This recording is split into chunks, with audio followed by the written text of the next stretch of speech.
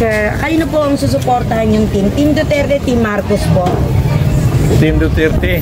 Bakit po Team Duterte? Team Duterte, mayroong pagbabago. Opo. Itong Team Marcos, walang paninindigan, walang prinsipyo, maski mali, tinatama. Hindi pwede. Hindi pwede. Hindi pwede. Comment ko, lahat ng mga Pinoy kailangan matalino. Huwag magbuko. Kaya kung buko, ibuto nila si Marcos. Pero kung matalino sila, ibuto nila si Duterte, may pagbabago. Sir, paboro ba kayo na tanggalin sa pwesto, impeach ang ating Vice President? Hindi. Bakit po? Walang kasalanan si Duterte, si Juan. Inday Sara. Bakit? Opo. Lahat ng mga kasalanan bininta nila, fabricated, gawa ni Lisa, gawa ni Romualdez, Tabaloslos, gawa ni Marcos. Si Marcos, walang paninigdigan, walang prinsipyo, sunod-sunuran. Kanino siya sumunod?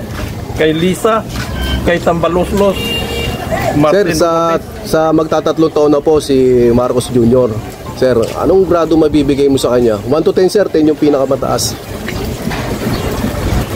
Dito ko sa 5. Alam mo bakit? Okay sana siya, pero wala siyang prinsipyo, wala siyang leadership, nadidiktahan, mali. Anong parang tuta, kung saan ka hinihila, sunod-sunuran ka lang, mali. Yun bang mamamahala ng bansa? Mali talaga. Sir, may nakakatanggap po ba tayo ng mga ayuda galing sa gobyerno, katulad ng AKAP, TUPAD, AIX? Yan ay mabuti. Opo. Pero alam mo bakit ang disadvantage yan? Pira ng bayan, pinamimigay nila. Dinawasan yung gold nga, binibinta. Ang tanong, saan napunta? Ayan, tama sir. 100% saan napunta? Hindi lang nila sinasabi kung saan napunta yung mga papel ng impeachment. Doon yun, bayad sila. Number 1, yung Quadcom, bayad yan. Kung saan napunta, kung yung maingay, kapati sa Senado, bayad yun sila. Lalo na yung NBI. Siguro, hindi lang nila kuhan yung Supreme Court, kaya kabado sila ngayon. Oo, kasi pinapatawag sila. Oo. Sir, ang masasabi nyo doon sa may napirma na blanco, doon sa BICAM? Ayun. Pangkurap talaga yon. Kasi saan napunta? Doon sa gusto lang nakawin ng pera. Yung maraming mali doon eh. Ano po yung masasabi nyo na inano po ni Atty. Vic Rodriguez po na 65% ng ating budget for the year 2025 ubus na po, nagamit na. Wala na po. Naipamahagi na nga. Yung sinabi ko kanina, bayad na nga yun. Kaya nagsipipirahan yun eh. Kaya nagawa yung impeachment na yun eh. Ito, katotohanan. Ang impeachment kasi, kasalanan ni Sara. Di ba sinabi na ni Sara, yung sinabi nila, how come nawaldas yung pira within 11 days? Totoo yun kasi ginipit nila. 21 na ng December nila binigay.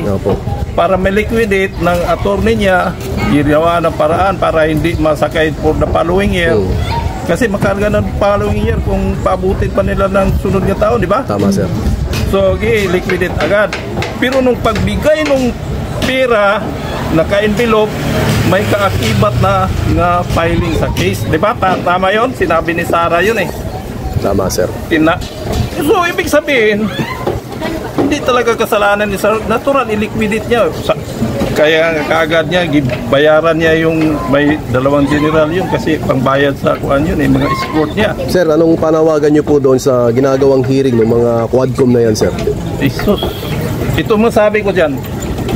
Itong si Romualdez, itong si Lisa Aranita Marcos, itong si Marcos, mali. Alam mo bakit? Lahat ng mga tao na yun, mga leftist yun eh. Ipapayag ba ang taong bayan nga mismo yung mga leftist nga pinukulong noong unang administration, pinaghuhuli yun. Ngayon, binigyan ng katungkulan sa government. Sila ngayon naglilitis. Di ba mali? Mali, sir. How come yung mga NPA magiging judge? Loko-loko. Sir, kumusta naman yung mga presyo ng pangunahing bilihin? Ramdam ba natin? Mataas ba? Mababa? Mataas talaga. Yung sinasabing 20, wala mang nangyari. Sana yung 20 natin hanapin? Wala akong kumikita. I-video mo nga yan. Oh. Ayan, oh. Saan yung 20 dyan? 58, 55, 48, 50. Wala talaga. Tapos sir, yung budget ng PhilHealth, di ba? Siniro subsidy tayo. Inubos nila. Opo. Alam mo na kung saan nagpunta yun. Kung saan na-process yung impeachment trial na yun. Kaya nagkatsat-tsat na yung mga Akala kwako. siguro tayo ng mga nasa government ngayon akala nila tayo hindi bukas ang ating kaisipan na alam naman nila na nanloloko sila, di ba sir no? Naloko talaga. Sir, anong masasabi niyo kay Rapi Tulfo sa Senado? Medyo 50-50 ako doon. 50-50 Pero the doon. fact nga saan siya na linya, yun, maling-mali. Kasi Marami po sa mga kababayan natin Pilipino nagtatanong napakatahimik niya ngayon. Di ba? Ng mga alam mo tulpo sa pinanood ko sa YouTube, Apo. nakakahiya sila. Sinusuka sila. Bakit ko nasabi yun? Nangangampanya sila pero yung mga tao ang sinisigaw, Duterte. Nakakahiya sa kanila. Sir, ngayon po ay tumatakbo po ito si Erwin Tulfo pagka senador. Iboboto niyo po ba ito si Erwin Tulfo, sir? Hindi. Alam mo bakit? Hindi dapat ibuto yung ka-line up ni Marcos. Pagbutuhan kasi sa Senate, ma-impeach ka agad si Sara. Tama po yun. Hindi na pagkatakbo ng presidente. Which will you prefer? Yung lulukuhin yung mga tao o mayroong pagbabago? Yun ang importante doon. Yung may pagbabago. Sa Alam ng tao sa tingin niyo, sir, mas malala yung korupsyon ngayon kaysa sa panahon ni Duterte? na malala talaga. Harap-harapan yung nakawan. Kaya nga, kumilos na yung Crime Watch, di ba? Citizen Crime Watch, si Citizen Crime Topacio. Watch. Topacio. Kumilos na ngayon sila ni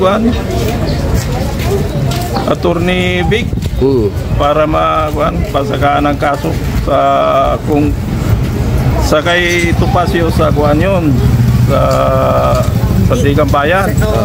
Dito naman si Rodriguez doon sa Supreme Court. Dapat lang. Sir, anong ngayon pong darating na 2025 election, anong panawagan mo sa mga kababayan nating Pilipino? Dapat talaga, ulitin ko yung sinasabi ko, maging matalino. Kaya kung sabi ni doon, Bobo. hindi kami bobo. Kung magpakabobo kayo, ibuto ninyo line up ni Marcos. Pagka maliging loko, maraming korupsyon, loko ng Pilipinas. Mismo yung mga NPA nagiging shot sa Quadcom. Sir, isa na lang, ano po ang panawagan mo kay Bongbong Marcos na presidente natin ngayon? Ang masabi ko lang kay Bongbong, lalaban siya ng patas. Yung patas. Kasi linamanganan nila sa Sara nung una, kung tutusin lang, parang nadala lang yung pangalan niya nang dahil sa malakas si Sara, pinagbigyan sila. Pero actually, nandiyan na yan. Ang masabi ko lang sa mga taong bayan nga at least wise, hindi magiging bobo. Kasi kung iboto si ka-line up ni Marcos ng mga Senate, magiging bobo yung Kapinoyan. At least matalino sila na hindi magiging bobo. Yun ang panawagan. Salamat po, sir. Thank you sir. Thank you, sir.